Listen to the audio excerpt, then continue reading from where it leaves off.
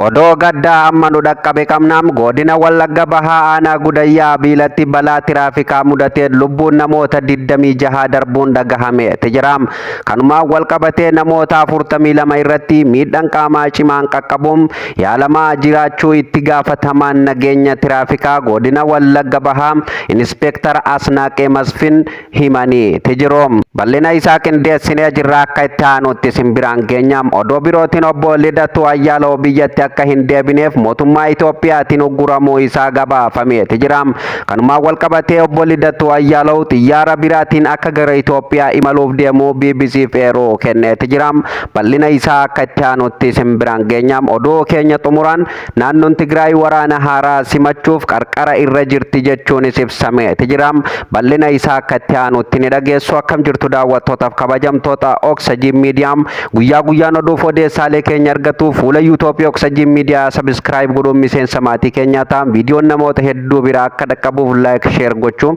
hin dagatinaan affeerraa kennam. Kan hanga ammaatti simbiraan gaa turre hangafoota odootiin amma odoo bal'inaani.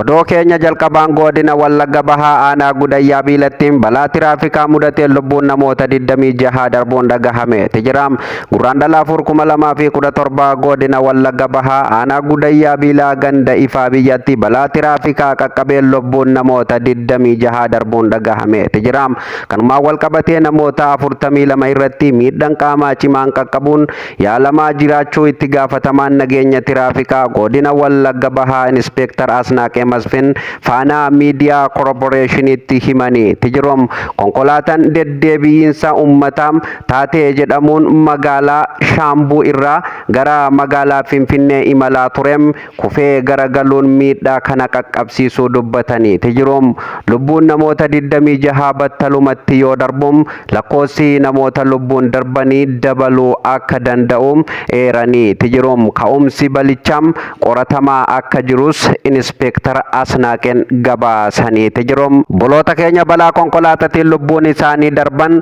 gadda nutti dhagahame ibsatu barbaannam. Akkasumallee maatii isaanii rabbi haa jajjabeessu jechaan maatii miidhamtootatii fi akkasumallee maatii warra lubbuun darbanii hundumaam rabbi haa jajjabeessu sabri isinii haa kennu jechuu barbaannam. Odoo keenya birootiin obbo Lidatu Ayyaaloo biyyatti akka hin deebine mootummaa Itoophiyaatiin ugguramuun dhagahame. Tijiraam namni siyaasaa miseensa humnoota Amaaraa tahee obbo Lidatu Ayyaaloo biyyatti deebi'uu dhorkamuun miidiyaaleen gabaasanii. Tijiroom nama kana shororkeessummaan kan himatu mootummaan Itoophiyaa biyya akka hin seenne dhorkeera jedhee gabaase. Tijiraam dhimma kana ilaalchisuun obbo Lidatu Ayyaaloo mootummaan biyya akka hin galle na dhorke jechuunis himate. Tijiraam akka miidiyaaleen gabaasanitti obbo Lidatuun tikeetii muratee gara Itoophiyaa ganama sa'aatii 12 buufata xiyyaaraa idil addunyaa Atlaantaa gahee achitti dhorkamuu hime. Tijiraam waan hunda tikeetii muree erga buufata xiyyaaraa gaheem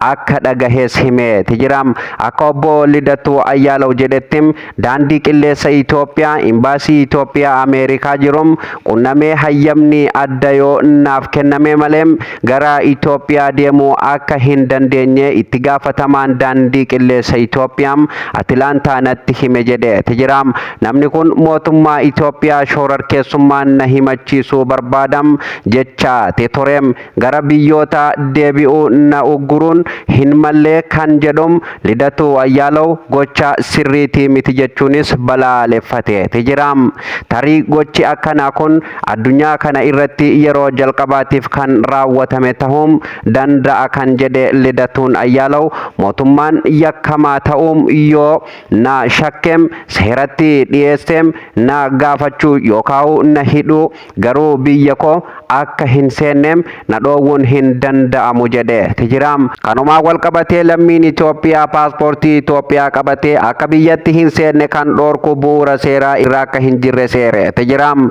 Lidatu Ayyaaloo gama miidiyaatiin yaadota humnoota Amaaraa fincila irra jiran jabeessee haasa'uun kan beekamu mootummaa Itoophiyaa amma kanas nama balaaleffatu ta'uu isaa ibse. Tijiraam odoo keenya xumuraatiin naannoo Tigraay waraana haaraa simachuuf qarqara irra jirti jechuun dubbatamaa jiraam. Naannoo Tigraay kan waggoota lamaaf waraana humnoota keessummeessaa turtem erga walii galtee araaraa tasgabbiitti dhufee as hanga tokko nagaatti deebi'uu dandeessee turtem ta'us torbaan darbeem keessa haleellaa dhagahamaa turem naannichatti waraanni bifa haaraan dhalachuu mala jedhamee sodaatamaa jiraam. Lammiileen Tigraay hedduun waldhabdee siyaasaa TPLF gidduutti adeemaa jiruun shoorarkaawaa akka jiran ibsame jiraam. Haalli torbaan darbe naannicha keessatti deddeemaa turem waraana waggaa lama dura lubbuun lammiilee 6,000 olii itti galaafatamem akka haaratti ka'uu danda'u jedhamuun sodaatamaa jiraam. Qilleensi waraanaa naannichatti bubbisuun kun ammoo ummata daandii nagaam deebi'uuf abdataa jirum yaaddoo biroof saaxilee jira jedhanii jirum. Kanumaa wal qabatee hokkorri waraanaa naannichatti ka'uun kan ummata balaaf saaxilu ta'uu himaniim hawaasni Tigraay waan waraana dhagahuu fedha hin qabu kan jedhe gabaasichim waraana gidduutti hundumatu miidhamaa bu'aan waraana irraa argannu hin jiru jechuunis hawaasni sodaa qabu himanii jirum. Inumaan gurraa wal buusuu qondaalota naannichaafim walitti deddeebisiisa taasifamaa turem hawaasa naannichaa yaaddesseera kan jedhe gabaasichi kunim ummanni Tigraay sodaa qabum baasee dubbate jiram. Egaan daawwattootaaf kabajamtoota Oksijin Miidiyaa oduuf odeessaaleen keenyarraa qopheeffannee asumarratti kan goolabamu taham guyyaa guyyaan oduuf odeessaalee keenya argatuuf fuula YouTube Oksijin Miidiyaa subscribe godhuun viidiyoon namoota hedduu bira akka ga'uuf like share gochuun dagatinam yaada keessan komentii jalatti nuuf qoodan affeerraa kennam sagantaa biraatiin hamma walitti deebinutti nagaa taham.